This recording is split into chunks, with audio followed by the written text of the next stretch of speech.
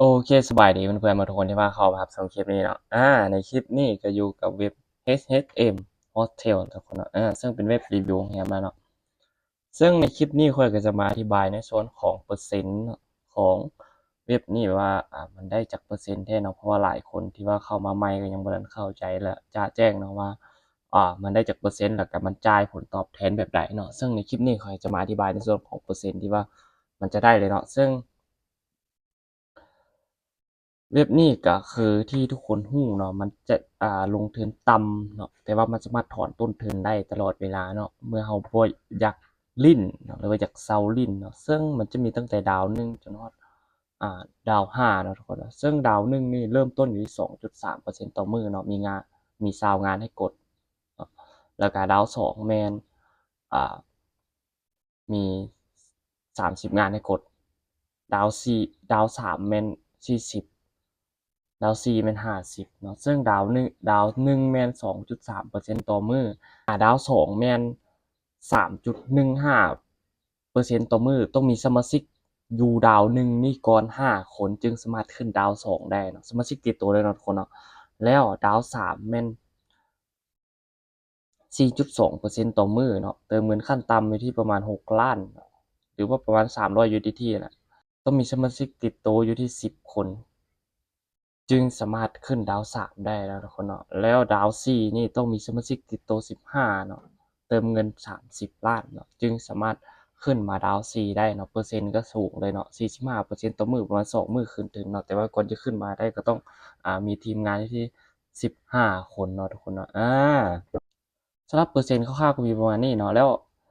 เปอร์เซ็นต์ถ้ามันจ่ายแบบทบต้นอะเนาะทุกคนเนาะสมมุติว่ามื้อนี้เรามีอ่า30 เหรียญเนาะก็เอา30มันไปคูณให้2.1%เนาะถ้าว่าไผที่ว่าอยู่ห้องหนึงอะนะแต่ว่ามันจะมีข้อจำกัดอยู่เนาะทุกคนเนาะ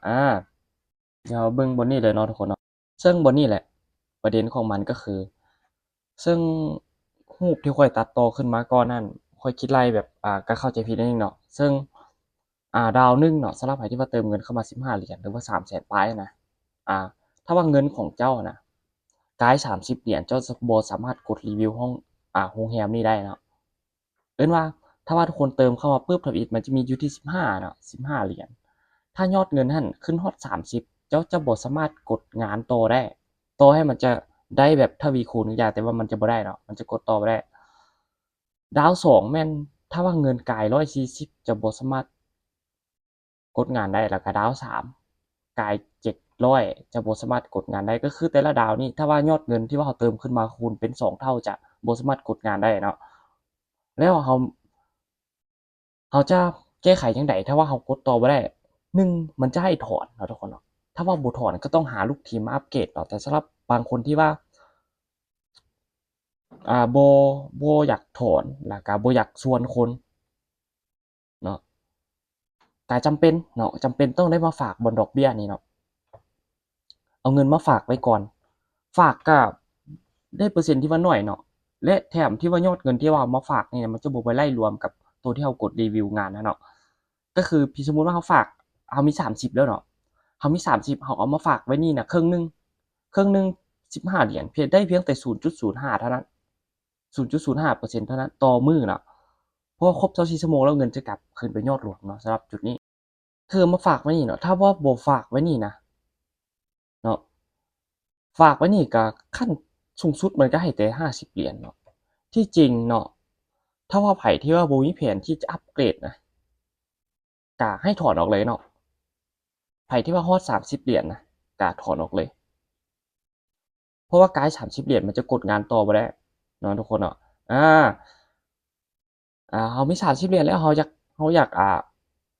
อัปเกรดเราก็อัปบ่ได้เนาะถ้าว่าเราบ่มีลูกทีมอะนะมันเว็บนี้มันจะมีกลไกของมันเป็นแบบนี้เนาะทุกคนเนาะซึ่งข้อยเบิ่งแนวโน้มของเว็บนี้มันจะอยู่ยาวได้เนาะเพราะว่ามันกลไกของมันค่อนข้างจะสับสนเนาะแล้วก็มันก็